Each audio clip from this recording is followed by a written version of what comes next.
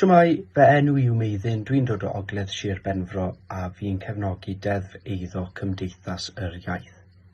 Fel person ifanc sy'n gweithio'n llawn amser, fi'n poeni na fyddaf yn gallu byw yn fy milltir sgwar. Mae fe bron yn fod yn amosib i berson ifanc fforddio rent, a wedyn mae pobl cyfoethog yn prynu ail dŷ a Airbnbs, sydd yn atal pobl lleol rhag byw yn eu cymunedau. Mae'n bryd i'r deddf newid. Croeso dewch i mewn i'n gwlad. Ma' na ddigon o daim a ma' na ddipyn o stad. Sa chdi'n tyru fo nhw gyd yn afiach o'r rhad. Sa chdi'n tyru fo chdi'n siopa mewn archfarch na ta be. Ta be. Bet ti fancy ti mawr ta bach. Gei di brynu dydi cwsl llai na miliwn ebstrach. Be di dy fwriad ti am ddysgu'r Gymraeg? Ti am nwyn i'n tafarn leol poeri ar y ddraig. Ta be. Ta be. Ta be. Ta be. Mae rhywun yn amlwg yn poeni yn ddirfawr am y sefyllfa dau. Dwi'n fam i 3 blant a mae'n trio meddwl am ddyfodol lle fydden nhw'n gallu fforddio eu cartre hunan. Diolch yn edrych yn debygol mewn ffordd fydden nhw. Felly mae angen ymyrraeth, mae angen ymbweru neu alluogi cymunedau a mentra cymdeithasol fel partneriaeth Ogwen i allu prynu cartrefi, cadw'r asedau yma mewn perchnogaeth leol, fel bod na fentra cymunedol fel ni'n gallu rhentu eiddo allan a creu cartrefi i bobl yn y dyfodol. Jones yn clirau llanas torri llwyn i mae gŵr heb da nhw, sa gynna ni ddim bwyd ar y bwrdd. Ta be. So mae'r safle yma'n rhan o rhaglen arysol Llywodraeth Cymru gath grŵp cynefin hefo cymdeithasau eraill yn Gogledd Cymru. Wnaethon ni weithio efo'n gilydd i ddod â pecyn o safleoedd gan gynnwys Temengan yn Pen y Groes yn un. Oedd yn cael arian grant ychwanegol i godi ansawdd y tai, i wneud nhw mwy effeithiol o ran defnydd egni a bod dim efo defnyddio batteries, PV panels, air source heating a defnyddio heat recovery units. So ar ran i'r bobl sy'n byw na, maen nhw'n mwy effeithiol, maen nhw'n rhatach i fyw fel tai. So ia, maen nhw wedi bod yn gam gyntaf i ni i trio godi lefel ansawdd tai da ni'n rhoi ar gyfer taith yr Iaith. Helpa dy hun. Mae'r dewis yn ddiwedd i. Nid yn rhaid i. Mae effaith twristiaeth, ail dau a Airbnbs a tai wag i gyd efo'i gilydd i dod â ni i sefyllfa lle mae bron iawn fel bod cefn gwlad Pen Llŷn fel bod cael lawr yn ystod y Gaea. Mae yna cymaint o pwyslais ar twristiaeth yn yr ardal sydd yn dod â ni at argyfwng tai aruthrol. A mae rhaid i'r Llywodraeth Canolfan lleol a rhoi mwy o waith i cynghorau cymuned a tre i medru rhoi polisia yn ei le i rhoi mwy o rhyddid i pobl rentu tai yn ôl ei iaith. Os ddim bod rhaid nhw bod yn siarad Cymraeg, bod yn dwyieithog. Diolch yn fawr iawn i Cymdeithas yr Iaith am stopio'n siop siarad Nefyn heddiw. Mae yr ymgyrch awyr yr adra wedi dechrau yn Nefyn a mae'r ymgyrch wedi sbarduno pobl ar draws Cymru a mae hefyd wedi sbarduno neu aildanio ymgyrch Nid yw Cymru ar Werth sydd wedi bod yn andros o weithgar dros y 2 blynedd dwytha yma. Mae yna gama wedi cymryd ers i'r 2 ymgyrch weithredu, ond mae yna dal dipyn o waith i fynd. Mae gynna ni yr ymgynghoriadau ar erthygl 4 wedi bod a da ni'n gobeithio cael clywed be fydd canlyniad yr ymgynghoriad yna ym mis Chwefror. A gawn ni weld os fydd hynny bod ni'n gallu capio ail dau yn ein cartrefi, gyda ni fwy o reolaeth dros beth sy'n digwydd i dau anedd yn ein cymunedau ni, a hefyd mwy o reolaeth dros pwy'n union fydd yn cael byw yn y tai yma.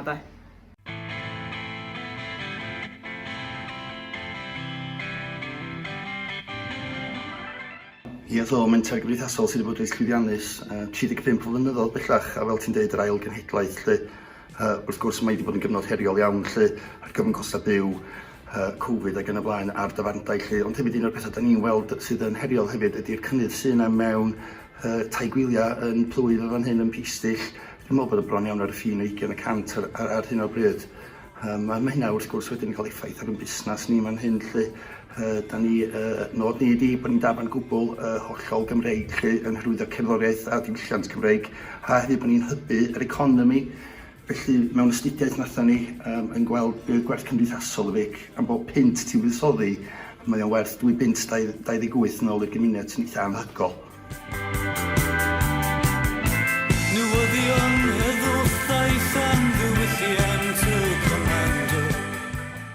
Mae angen y fwyaf yn yr ardal i fedru prynu tai fforddiadwy gan drigolyn yn hardaloedd ni a ddim i rentu tai. Da ni'n gwybod fel mae, da ni wedi gwneud arolwg o fewn y cyngor cymdeithas, da ni'n ffindio allan na does am ond 4 o deuluodd ar y rhestr aros i gael rentu tai, ond yn unfrydol, da ni wedi gwneud ymgynghoriad yn lleol, yn fan Cyngor Minciad i ymgynghori drwy'r cyngorwyr lleol i'r ardaloedd.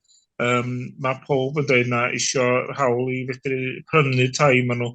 A dwi'n gweld bod arian rhent yn arian gwastraff, a unwaith eto da ni'n gweld bod yr asiantaeth maen nhw'n gwneud yr ymgynghoriad ar ôl gwneud y penderfyniad a maen nhw'n gweithredu o'r top i lawr a ddim o'r gwylod i fyny, sef gofyn beth di darganfod, beth di anghenion y gymuned gyntaf, ffaint o ddatblygiad maen nhw isio yn eu cymunedau a beth sy'n gweddu gymuned dyn nhw ddim yn gwneud hynna. A unwaith eto dwi'n gweld bai na fel dyna di'r polisi maen nhw'n gorfod gweithredu, ond mae'n anghywir a mae'n anheg.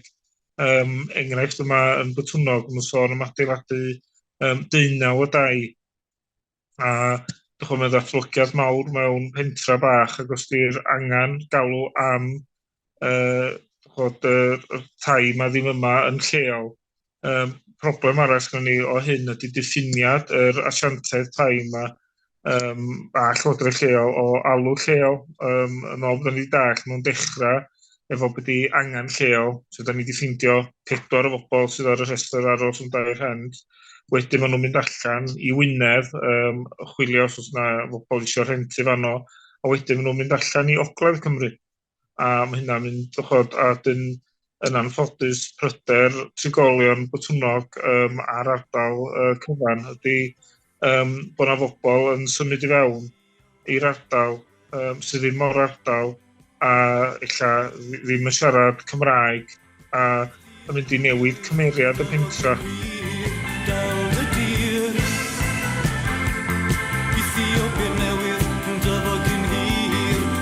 Y rheswm bod yna alw am newid ddeddf, dyn ni wedi cael enghraifft yn fan hyn yn ardal Llansannan a Bryn Rhyd yr Arian yn ddiweddar, lle mae yna adeilad sydd wedi bod yn wag ers blynyddoedd, bellach wedi cael caniatâd cynllunio, ac bod y sawl yn sicrhau y pwyllgor cynllunio na fydde fo'n dŷ gwyliau neu yn ail dŷ, doedd y swyddogion ddim yn fodlon rhoi hynny fel amod, doedd yna ddim pwerau mewn gwirionedd i newid y ddeddf yna a sicrhau fel amod, ac felly mae o'n fwy tebygol na dim y bydd hwnna'n mynd yn dau gwyliau neu yn ail dŷ, ac felly wrth gwrs yn amddifadu cartre i deulu lleol unwaith eto, a mae yna sawl enghraifft yn Llansannan ac yn ardal Llansannan yn Llanefydd ryw fath yn ddiweddar, lle does e ddim modd i deuluoedd ifanc brynu'n lleol. Am hyder i ydy mewn blynyddoedd, yr ysgol lleol yn fan hyn, ysgol Bro Aled, mae rhyw 4-5 mlynedd, be fydd yn digwydd yr ysgol? Da ni wedi gweld ysgol Llanefydd yn cae yn ddiweddar am hyder mawr i ynglyn â'r ysgol yn ogystal. Wedyn, mae'n hen bryd i ni gael newid y ddeddf. Carwyn, wedi ddeithio ni pa fath o heriau mae pobl yn ifanc yn ei wynebu yn ein cymunedau ni heddiw i drio prynu tai? Costa o gwmpas ardaloedd adra yma'n di pobl ifanc ddim yn gallu afforddio fo. Ac gen ti, dwi fy hun adeiladu tai yn pentre i fy hun a yr syniad oedd pobl lleol cael byw yno fo a bod pobl yn gallu afforddio, pobl lleol gallu afforddio i byw yno, ond dim dyna oedd yr achos yn y diwedd. pobl o Lloegr yn symud fewn, gwerthu tai fanna, symud fewn i reteirio yn y ardaloedd ni. Ac o'n nhw'n gwerthu am 290,000 a dy rwy'n ifanc ddim yn fforddio fo. Mae gen ni gynllun cyffroes ar y gweill. Mae gen ni digon o dir yn y pentre mae i godi 7 tŷ fforiadwy, 2 lofft a 3 llofft. Ar hyn o bryd, da ni yn ymgynghori efo'r angen yn y pentref yma, ond mae yn fater araf gan mae pobl eisiau prynu a wneud rhentu.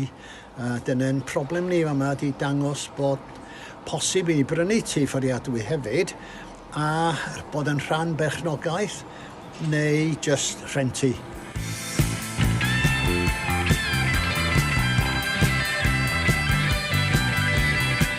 Mae ail dau a tai gwyliau yn dod yn broblem mawr yn y pentra. Mae gen ni ormod ohonyn nhw. Mae gen ni ddiffyg tai ar gyfer pobl lleol. Mae gen ni cynllunio mynd i fewn ar hyn o bryd ar gyfer hen capel. Mae nhw eisiau gwneud 9 holiday let yn y capel.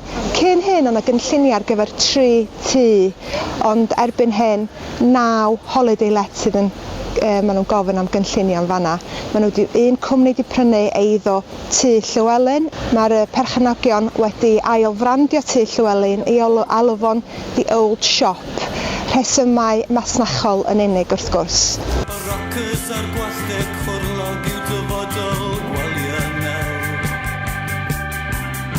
Un cefnogi'r galwad am Deddf Eiddo achos yn cymuned fi gartre yn Ceredigion mae mwy o tai'n trefnu llety gwyliau a ail tai a fi wedi gweld cwymp yn y siaradwyr Cymraeg yn sensws a just yn cyffredinol a mae angen Deddf Eiddo er mwyn sicrhau bod Gymraeg dal i fynd yn ein cymunedau ni a bod dal yr pobl lleol yn y cymunedau sydd yn gwneud y cymunedau ydyn nhw.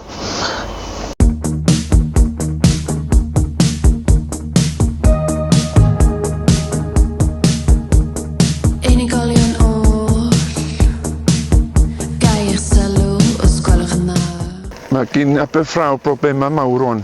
Da ni'n mynd yn debyg iawn i dref neu pentra Rosneigir lle mae y lle yn anial iawn yn ystod y gaeaf a'r holl dau, y rhan fwyaf yn nhw yn dau haf.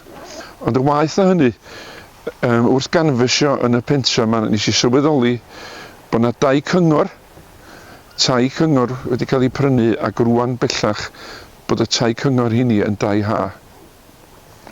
Mae gennym ni hefyd y broblem fod y cyngor lleol yn gorfod drwy ddeddf rhoi tai i bobl sydd yn honni bod nhw'n ddigartraf ac yn dŵad o Maecaerdydd ac yn meddiannu y bynglos i'r henoed.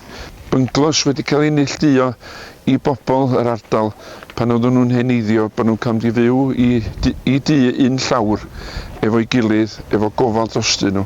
Dyna oedd y cynllun o'r dechrau.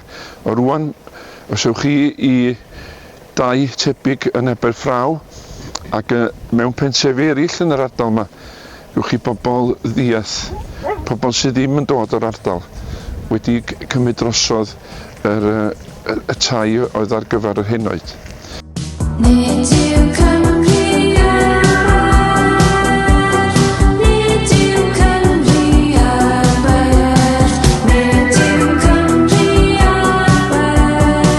Da ni mae ddim fel da chi'n gweld o flaen y tai mawr moethus yma, cafodd ganiatad i ddatblygwr i adeiladu.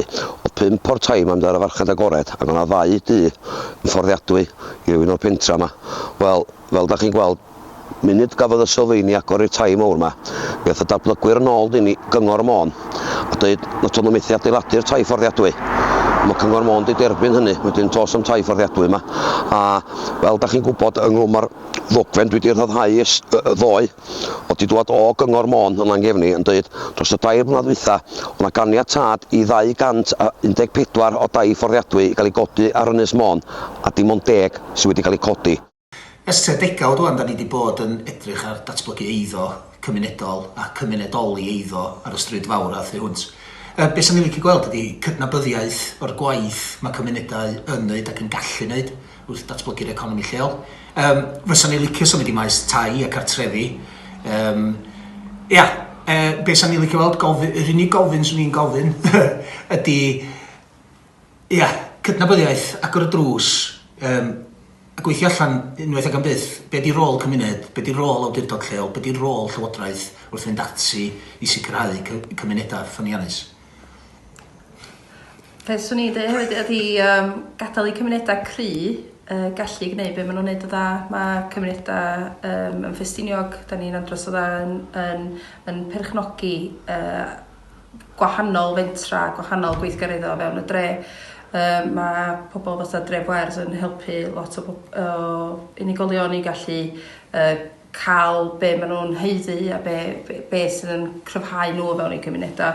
A fod pobl ifanc hefyd yn cael llais yn hyn, fod galluogi i bobl gallu byw yn ei trefi, gallu gweithio yn ei trefi a gallu ffynnu yn ei trefi. Mae yna ddata ar gael sydd yn dangos yma ymlaen y ffestiniog bod bod nifer yr ail dau wedi dod i lawr, bod nifer yr Airbnbs wedi cynyddu yn gyfatebol neu yn fwy. Wedyn yn amlwg beth sy'n digwydd efo'r dreth ydy bod bobl yn newid o tŷ haf i llety gwyliau.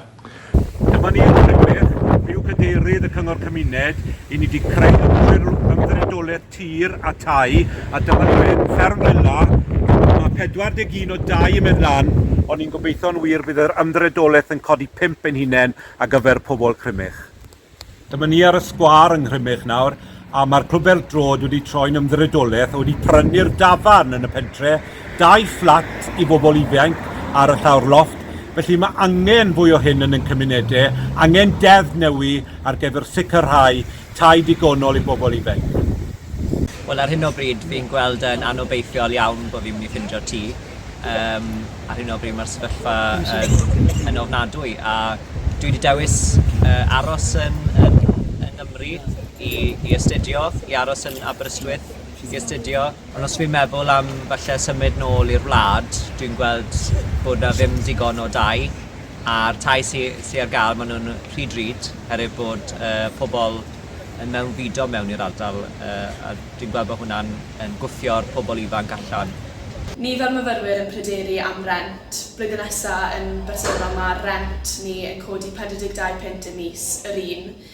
Ond dyw benthyciadau myfyrwyr ddim yn codi o be ni'n gwybod hyd yn hyn, a mae hwnna'n pryderu ni fel myfyrwyr yn fawr.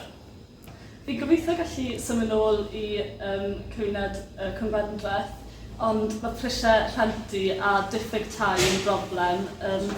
A peth ola fi eisiau gwneud rili yw symud nôl at fawr dad, ond falle mae hwnna bydd yn unig opsiwn ar gael. Felly mae hyn da ni wedi clywed gyda myfyrwyr heddiw yn goglia. Mae pobl ifanc ni yn cael hi'n anodd ofnadwy i aros yn ein cymunedau. Nawr mae'n amser i Lywodraeth Cymru weithredu ac i gyflwyno Deddf Eiddo llawn. Fydd yn caniatáu i bobl aros yn ein cymunedau.